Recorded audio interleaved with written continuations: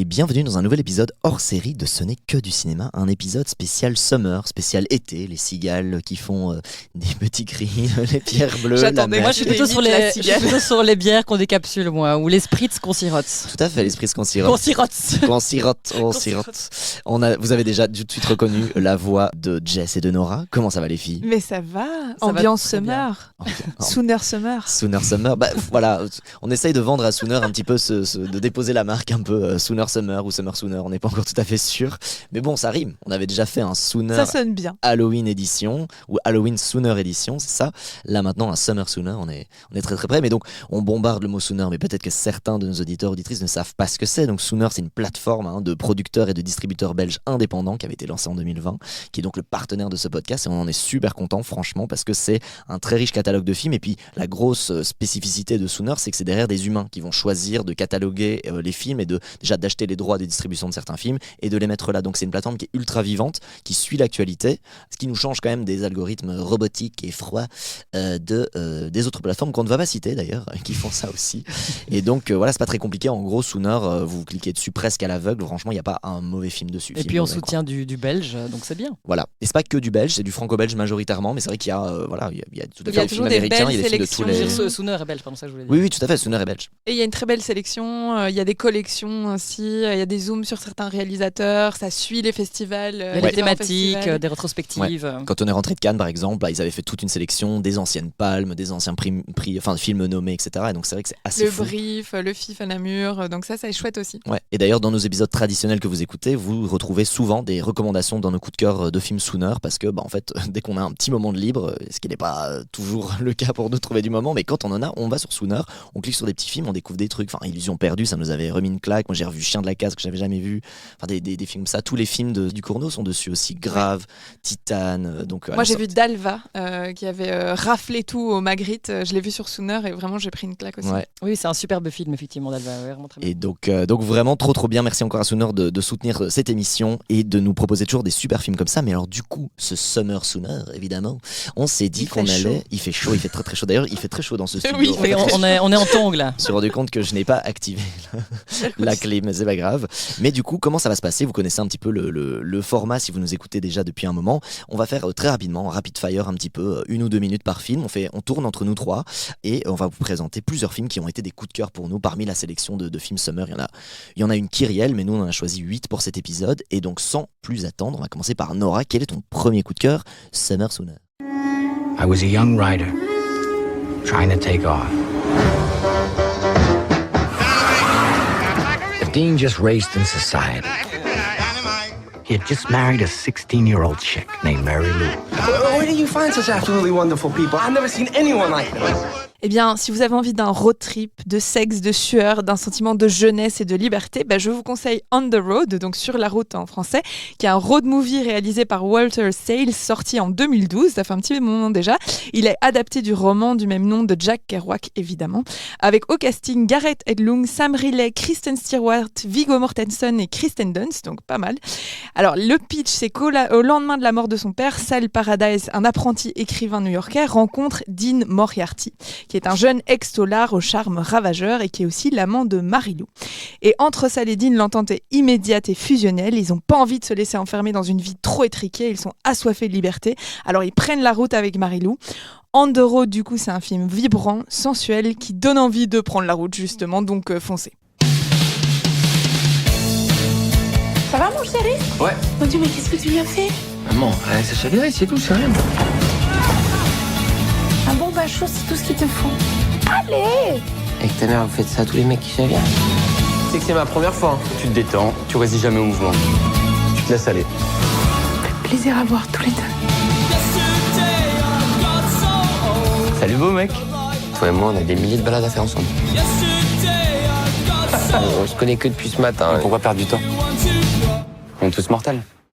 Alors moi je vais vous parler de Été 85, un film qui est sorti en 2020 réalisé par François Ozon avec du coup un casting vraiment fou et prometteur parce qu'ils sont assez jeunes encore à ce moment-là. Félix Lefebvre, Benjamin Voisin, Valérie Bruni-Tedeschi et Philippine Velgue, on en avait parlé dans l'épisode sur Jurassic Park, donc une comédienne belge qui a réussi à obtenir un rôle sur Jurassic Park mais qui du coup là joue un rôle d'une Britannique dans cette espèce de triangle amoureux un petit peu. En tout cas, c'est un coming of age, hein, qu'on dit, classique, un film d'été. Voilà, ils ont 16 ans. Enfin, en tout cas, le petit Félix, il s'appelle pas Félix, mais du coup, le petit Alexis est sauvé héroïquement du naufrage par David, 18 ans.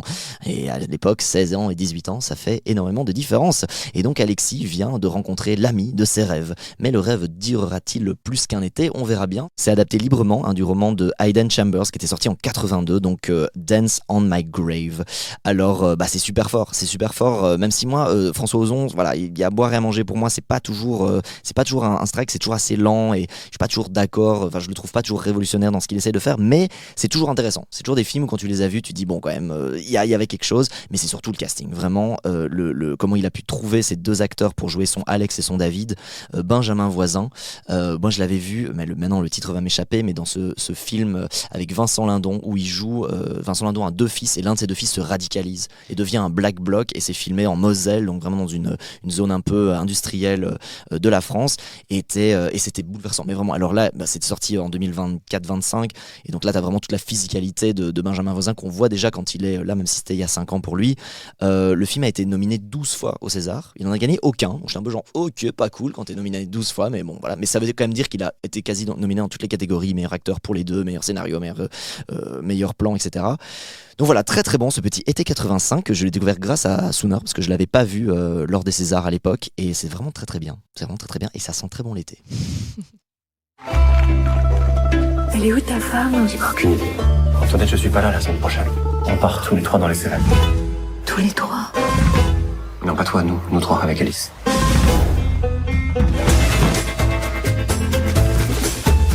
Six jours de marche, on est d'accord? Oui, c'est ça.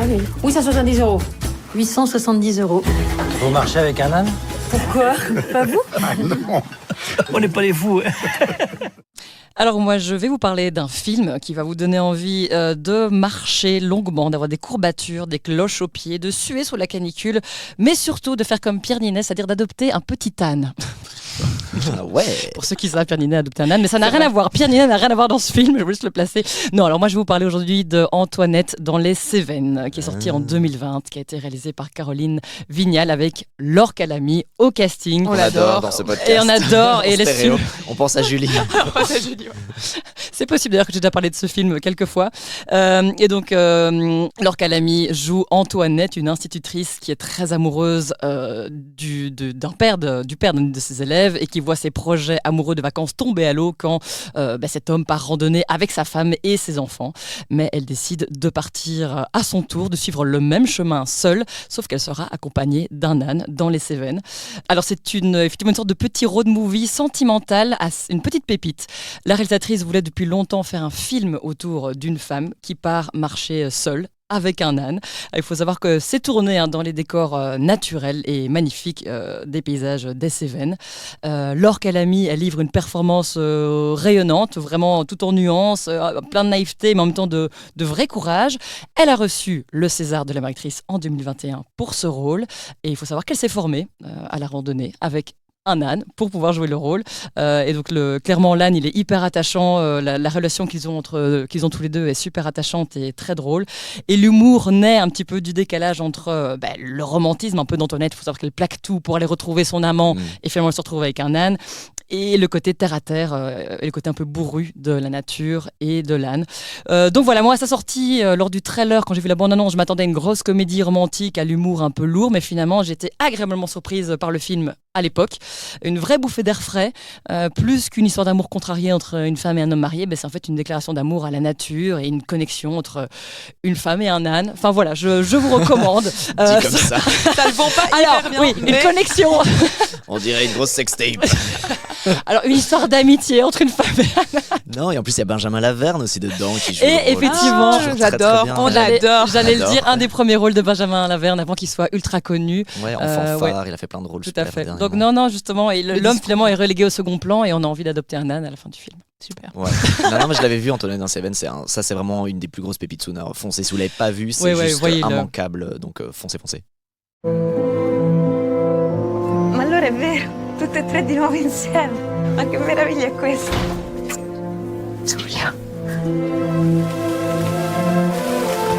A me sembra ieri stavamo sempre insieme, appiccicati dalla mattina alla sera. alle cose che ci fanno stare bene. Già. Oh, ma ci pensate a noi tre là dentro? Se ne andiamo a Barcellona.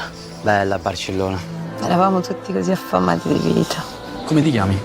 Jem. Eh bien, si les ânes, ça ne vous dit rien, mais que vous avez plutôt envie d'aller en Italie, vous avez envie de drame, de passion, de commedia, moi je vous propose Gli anni più belli, nos plus belles années, qui est sorti en 2020, film italien évidemment, réalisé par Gabriele Muccino avec Pier Francesco Favino, Michaela Ramazzotti, Kim Rossi Stewart. Waouh, je suis. Le dernier, je pense que ça prononce pas comme ça. Le film suit l'histoire de 4 amis depuis leur adolescence, donc on va les suivre durant 40 ans, de 1980 à 2020. On va partager un peu leurs aspirations, leurs succès, leurs échecs, avec évidemment des drames amoureux en passant. On va suivre ça en parallèle avec les changements qui se produisent en Italie et dans le monde, donc c'est assez intéressant. C'est un film léger, lumineux, drôle. Michaela Ramazzotti qui incarne Gemma y est incandescente, elle est magnifique. Bon, c'est par moments très cliché et un peu lourd, mais ça nous fait voyager en Italie puisqu'il a été tourné entre Cinecittà, Rome, Naples et Ronciglione. Donc je vous conseille vraiment le voyage, c'est très sympa. La petite Blandine Bouvier est attendue par sa maman au comptoir information. C'est elle la petite? Bah oui. C'est toujours compliqué les séparations. Mais après ce voyage, tu te rappelleras même plus de son nom. On est en Grèce. Demis Rousseau. J'en fais trop, c'est ça? J'ai plein de potes qui me disent que je suis bruyante. J'ai même une pote qui m'appelle Akoufen, tu vois. Mais là, t'as payé pourquoi? Pour le premier arrêt du bateau. Et puis nous, on descend plus tard. Alors moi je remets une petite pièce avec un film joué avec Laure Calamy, donc je vais vous parler des Cyclades. Cyclades sorti en 2022, film de Marc Fitoussi, donc avec Laure Calamy, Olivia Cott et Christine Scott-Thomas dans un rôle complètement à contre-emploi, ou une espèce de babos complètement hippie qui fume des joints dans sa petite villa au bord de la mer sur les Cyclades grecques. C'est vraiment le régal. Le film est hyper lumineux, hyper solaire. Pour le petit pitch rapidement, quand elles étaient adolescentes, Blandine et Magali étaient inséparables. Mais les années ont passé et elles se sont perdues de vue. Alors que leurs chemins se croisent à nouveau, elles décident alors de faire ensemble le voyage dont elles avaient rêvé quand elles étaient enfants. Et donc direction la Grèce, son soleil, ses îles, mais aussi ses galères, car les deux anciennes meilleures amies ont désormais une approche très différente des vacances et de la vie. Donc je vous laisse là. Le film est vraiment super bien parce que c'est ces deux... On a connu ça, voilà, nos amitiés d'enfance, et puis on en a parfois, on les a perdues, et puis peut-être que qu'est-ce qui se passerait si on pouvait retrouver notre meilleure amie avec qui on avait les rêves les plus fous. Et donc là en plus elles se sont à peine retrouvées qu'elles partent tout de suite en Grèce, voilà, entre un bateau qui passe une fois tous les 3 jours entre les différentes îles, parce que dans les îles des Cyclades il y en a plusieurs. Il y a Mykonos qui est la plus connue, mais il y en a qui sont beaucoup plus difficiles d'accès, où tu as seulement ton petit bateau de pêcheur pour y arriver. Et évidemment elles n'ont pas du tout la même approche de la vie, et notamment Laure Calamy joue la espèce de un peu Peter Pan, genre je suis resté tout à fait jeune, je suis en mode disco, je refuse machin, alors que l'autre est devenu médecin, tu sais, en IRM, hyper sérieuse, etc. Un peu coincé, clairement, donc joué par Olivia Cott, et ça joue super bien, c'est à mourir de rire, franchement tu rigoles vraiment de bon cœur. Ce qui est trop bien, c'est que le postulat du film, c'est qu'elles sont fans du Grand Bleu, du coup elles veulent absolument aller sur l'île de Amorgos, qui est une des îles des Cyclades, et donc elles sont là en train de fantasmer sur Jean-Marc Barr à l'époque, Jean Reno du film du Grand Bleu. Avez-vous vu le Grand Bleu, les filles? Bien sûr, tout à fait, plusieurs fois. Et du coup c'est vraiment super parce que c'est hyper bien écrit, c'est hyper juste. Il y a évidemment des moments de friction, quand elles s'engueulent, ça s'engueule bien, ça s'engueule juste. Et ça peut que faire vibrer des cordes qu'on a connues nous dans notre vie, c'est sûr. C'est éminemment humain. Et puis qu'est-ce que c'est beau, les Cyclades grecques, les îles, la mer est turquoise. Enfin voilà, ça c'est le film Summer Sooner, le gars qui n'arrive plus à mettre le M au bon endroit. Sunny Summer Sooner. Voilà, il y a trop d'allitération en S, mais en tout cas ça sent bon l'été.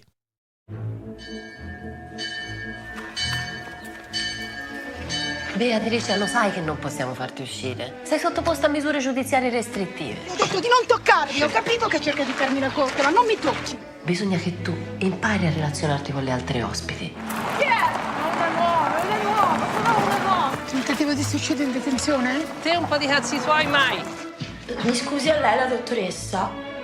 Beatrice, poi caermi. Sto socializzando. No, si sta impicciando. Avanti, per cortesia.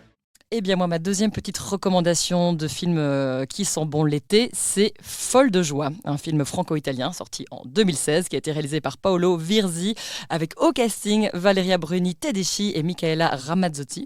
Alors si vous n'avez pas vu le film suit Béatrice, une femme un petit peu fantasque, exubérante, et Donatella, une jeune femme un peu plus fragile et renfermée. Et toutes les deux sont en fait internées depuis plusieurs années dans une institution psychiatrique en Toscane. Et alors, lorsqu'une occasion se présente, eh bien, elle s'échappe et s'engage dans une sorte de road trip improvisé. Donc, elle fouille l'institution. Et au fil de leurs aventures, qui sont tantôt drôles et tantôt un peu plus tristes, les deux femmes en fait, vont tisser une sorte d'amitié inattendue et trouver chacune à leur manière une forme de liberté. Voilà, elles ne sont pas tout à fait fitées pour la société entre guillemets normale, mais du coup, c'est ça qui est assez atypique et chouette à découvrir dans le film. Donc le film est à la frontière entre comédie et drame. Et il est souvent fait qualifier de Thelma et Louise à l'italienne, comme ça vous savez. Et le ton effectivement est à la fois touchant, un peu burlesque et quand même très humain. Ce qui est important, c'est que la folie n'est jamais traitée de manière caricaturale ou trop misérabilisme. C'est plutôt une excuse pour parler de la souffrance ou de l'exclusion sociale.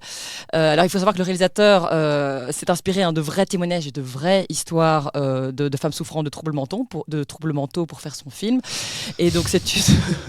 Je vais le refaire. Triple menton. C'est inspiré de triple menton. Triple menton. Bah du coup, je suis obligé de la laisser. Non, bah, enchaîne, on la laisse. La fin est trop bonne. C'est trouble menton, c'est trop bien. Hashtag trouble menton. Continue. Je vais de faire un... Je ne te sauverai pas au montage. Il s'est inspiré de femmes souffrant de troubles mentaux pour faire le film. Donc voilà, c'est une sorte de critique un peu douce amère du système psychiatrique, mais aussi une excuse pour faire un road trip assez fun, assez léger, pas toujours léger, il y a quelques scènes un peu plus dures.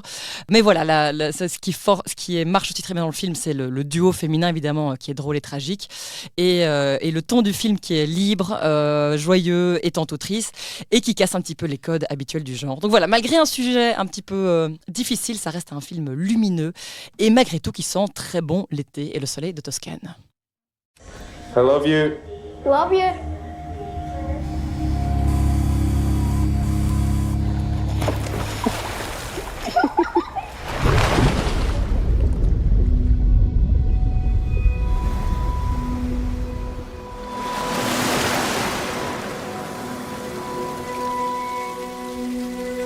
Why don't you go over and introduce yourself? Dad, they're like kids. Why don't you go over and introduce yourself? Alors, changement d'ambiance, si vous êtes plutôt d'humeur nostalgique, si vous êtes du genre à vous plonger dans les vieilles photos de vacances, si vous voulez un film beau et touchant, je vous conseille Aftersun, qui est sorti en 2022. C'est le premier long métrage de Charlotte Wells, et c'est le film qui, après la série, évidemment, Normal People, a révélé Paul Mescal, et c'est sans doute son plus beau rôle, je pense, aujourd'hui. Oui. Avec mélancolie et à travers des images prises à travers sa vieille caméra, Sophie se remémore les vacances d'été passées avec son père, 20 ans plus tôt, en Turquie. C'est un film assez lent qui nous montre en fait les moments simples de vacances et la complicité entre un père et sa fille. C'est littéralement comme regarder une vieille pellicule, puisqu'on regarde le film à travers des images aussi, enfin c'est entrecoupé d'images filmées par les personnages. Et Aftersun, c'est vraiment sur la vie qui passe trop vite, sur des moments qui paraissent simples mais qui nous marquent ensuite. Ça rappelle vraiment nos vacances avec nos parents, et c'est vraiment la force du film, quoi. On se voit en Espagne ou en Turquie avec eux, en all-in ou pas.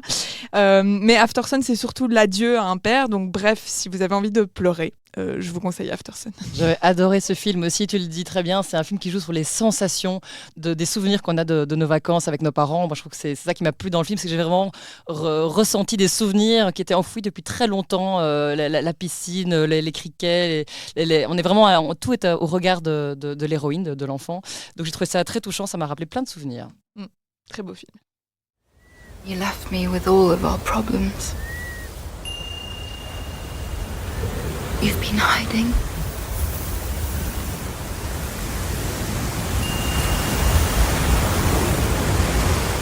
I'm not hiding.